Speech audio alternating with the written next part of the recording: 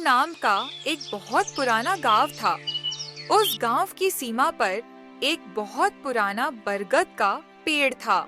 उस बरगद के पेड़ के नीचे एक दिया हमेशा जलता रहता था और उस दिए के पास एक लिफाफा पड़ा रहता। उस दिन शाम को एक आरव नाम का लड़का पहली बार इस गांव में आता है। थका हारा बस के धूल भरे रास्ते से गुजरते हुए आरव आगे बढ़ रहा था। तभी आरव चलता हुआ उस बरगद के पेड़ के नीचे पहुंच जाता है। तभी आरव अपने आप से कहता है, कितना शांत गांव है ये, कोई भी शोर शराबा नहीं है इस गांव में। रात होने वाली है, मैं एक काम करता हूँ, आज रात इसी बरगद के पेड़ के नीचे सो जाता हूँ। तभी आरव की नजर एक लिफाफे और उस दिए पर पड़ती है। आरव उस लिफाफे को उठाता है और पढ़ने लगता है। उस लिफाफे में लिखा था कि अगर कभी किसी को यह खत मिले तो मैं समझ जाऊंगी कि मेरा बेटा गांव में लौट आया है। आरव डर गया, उसके हाथ कांप गए। उसने चारों ओर देखा। पेड़ के नीचे दिया जल रहा था, जबकि वहां कोई नहीं था। आरव बुदबुदाते हुए कहता है, ये किसका खत है और यहाँ क्यों पड़ा है? कोई भूत वूत तो नहीं है यहाँ पर? तभी दूर से किसी के पायल की आवाज आई।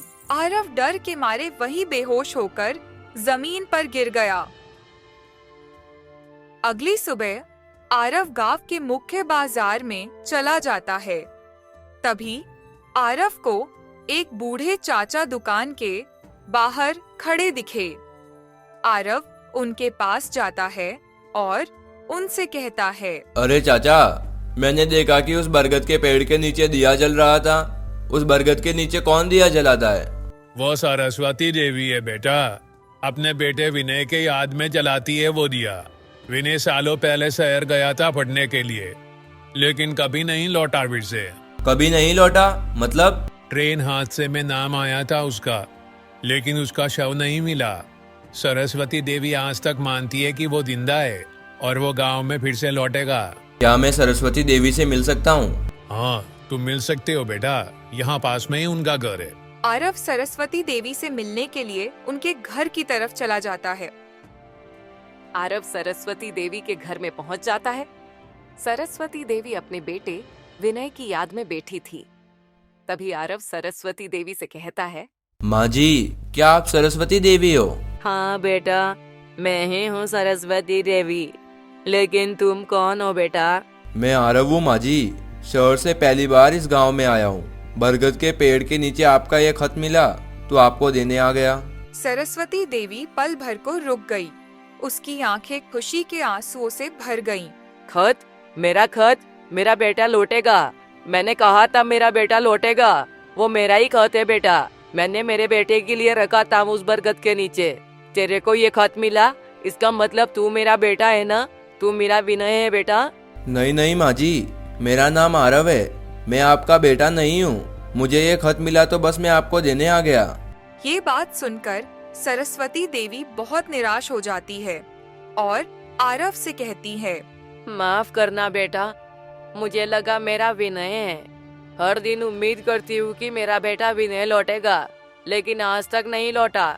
लोग कहते हैं कि वो मर गया, लेकिन मुझे पता है मेरा विनय जिंदा है और वो जरूर लौटेगा। तभी गांव में रात हो जाती है। आरव चलता हुआ बाजार जा रहा था। तभी आरव की नजर फिर से उस बरगद के पेड़ के नीचे पड़ती है। वो लिफाफा दोबारा उसी बरगद के पेड़ के नीचे पड़ा था और पास में दिया जल रहा था। आरव हैरान होकर बोला, अरे ऐसे कैसे हो सकता है? मैंने तो यह खत सुबह उठाया था और सरस्वती देवी को दिया था, तो यह खत वापस यहाँ कैसे आ सकता है? आरव इधर उधर देखने लगता है, लेकिन वहाँ कोई नहीं होता है। अगली सुबह आरव सरस्वती देवी के घर गया।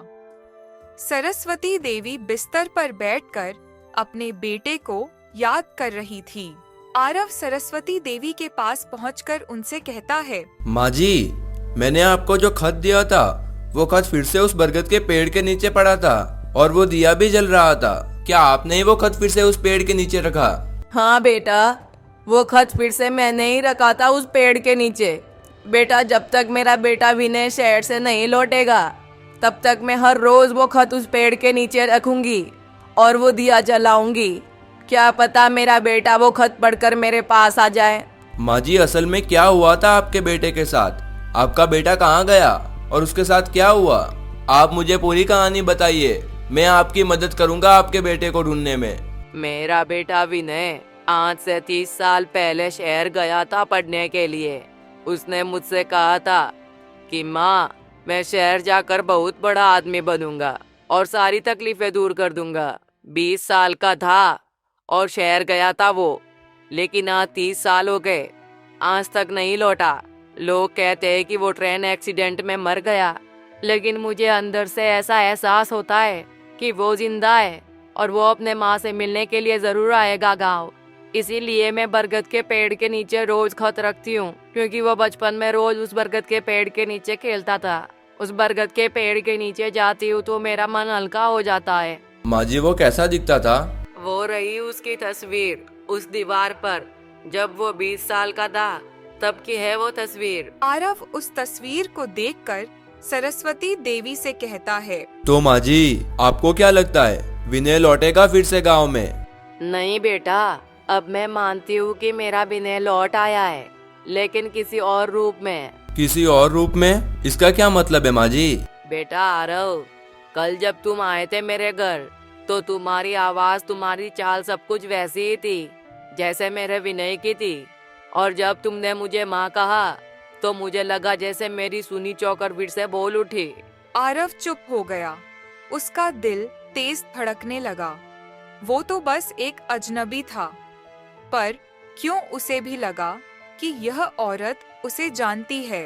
रात को आरव फिर से उस बरगद के पेड़ के नीचे पहुंच जाता है। आरव उस बरगद के पेड़ को गौर से देखने लगता है। आरव को अब वो पेड़ जाना पहचाना लगने लगा था, लेकिन आरव उसे नजरअंदाज करके वहां से चला जाता है। अगली सुबह सरस्वती देवी आरव के लिए खाना लेकर आती है और आरव के सामने लाकर रख देती है। तभी आरव की नजर सरस्वती देवी के हाथ पर पड़ती है। सरस्वती देवी के हाथ में एक पुराना कंगन पहना हुआ था। तभी आरव सरस्वती देवी से कहता है, माँ जी, आपके हाथ में ये कंगन बहुत पुराने लग रहे हैं। कहाँ से मिले ये कंगन आपको? बेटा आरव, विनय ने अपनी पहली मेहनत की कमाई से लाकर दिए थे ये कंगन। उसने मुझसे कहा था कि माँ, जब मैं शहर से लौटूंगा तब इन कंगन से भी महंगे कंगन तेरे को ला कर दूंगा। तो माँ जी, आपने ये कंगन अपने हाथ से कभी उतारे नहीं? बेटा आरव, विनय ने अपनी पहली मेहनत की कमाई से लाकर दिए थे ये कंगन। उसने मुझसे कहा था कि माँ, जब मैं शहर से लौटूंगा तब इन कंगन से भी महंगे कंगन तेरे को ला कर दूंगा।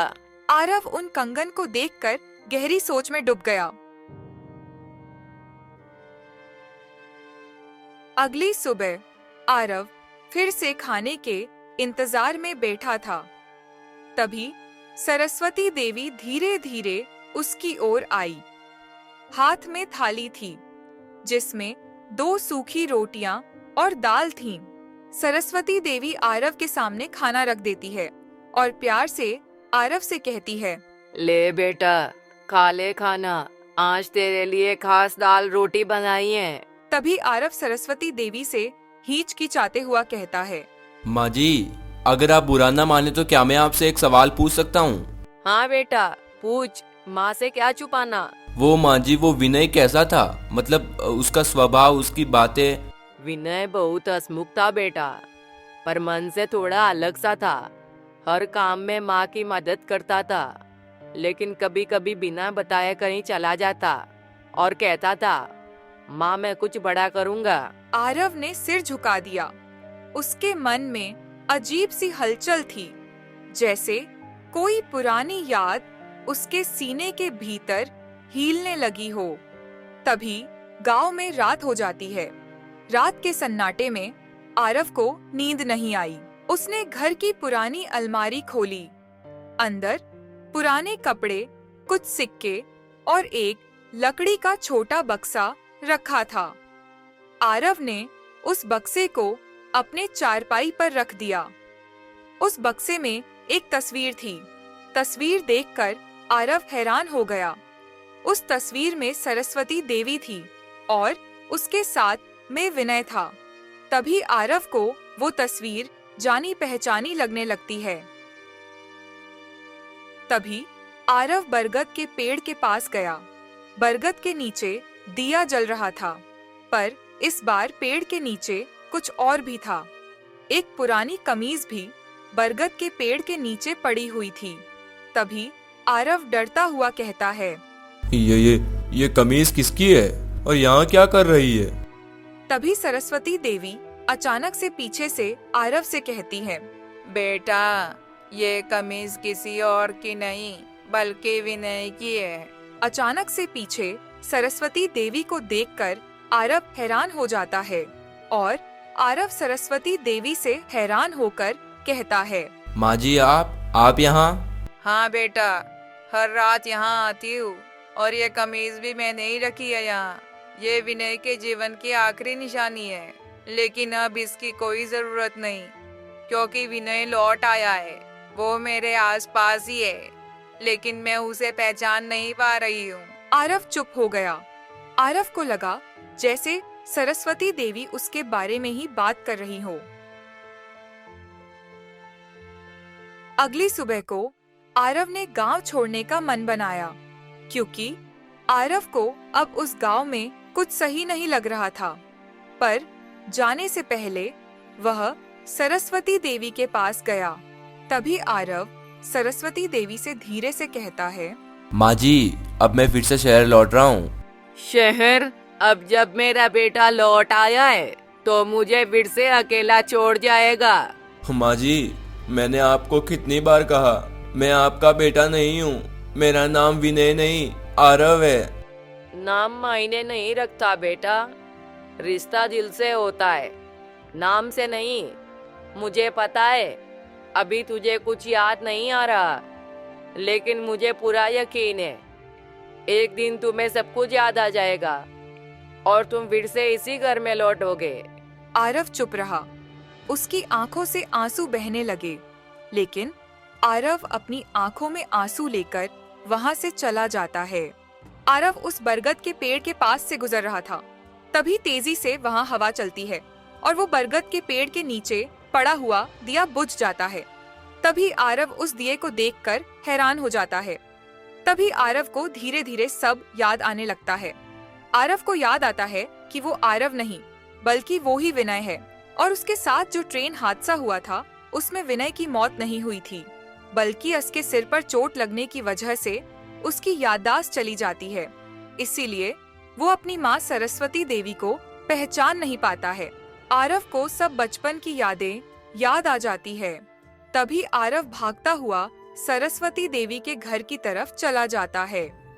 तभी उसको सरस्वती देवी के घर के बाहर एक चिट्ठी पड़ी हुई दिखी। आरव ने वो चिट्ठी उठाई और आरव उसे पढ़ने लगा। बेटा आरव, मुझे पता था तू ही मेरा बेटा विनय है, लेकिन तूने मेरी बात नहीं मानी। लेकिन अब भी अगर तू मेरा ये खत पढ़ रहा है तो समझ लेना बेटा, अब भी मेरी सांसें तुझ में समाई हुई है। मुझे पूरा यकीन था कि तू वापिस जरूर लौटेगा, लेकिन बेटा अब तूने बहुत देर कर दी। लेकिन तू चिंता मत करना, मैं हमेशा तेरे साथ हूँ। चिट्ठी पढ़कर आरव के आंखों में आंसू आ जाते हैं। तभी आरव सरस्वती देवी के घर में चला जाता है। सरस्वती देवी अपने चारपाई पर शांत लेटी हुई थी। तभी आरव धीरे से कहता है, माँ उठो माँ, मैं आपका विनय आ गया हूँ फिर से। सरस्वती देवी ने आरव की बात का कोई जवाब नहीं दिया।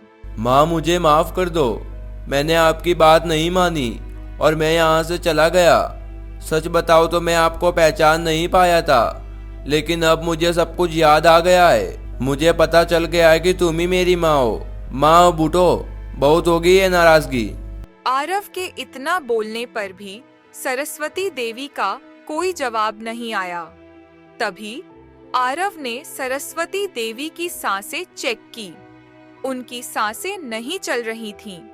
तभी आरव को बहुत बड़ा सदमा लगता है और आरव अपने घुटनों के बल बैठ जाता है। नहीं, ये नहीं हो सकता। तुम्हें कुछ नहीं हो सकता माँ। मैंने आने में थोड़ी देर क्या कर दी। इतनी सी बात में तुम मुझे छोड़कर चली गई। ऐसा नहीं हो सकता। ये मैंने क्या कर दिया। आरव सरस्वती देवी के पास बैठकर बहुत रोता है। आरव और सारे गांव वाले मिलकर सरस्वती देवी का अंतिम संस्कार कर देते हैं। आरव का दिल पूरा टूट जाता है।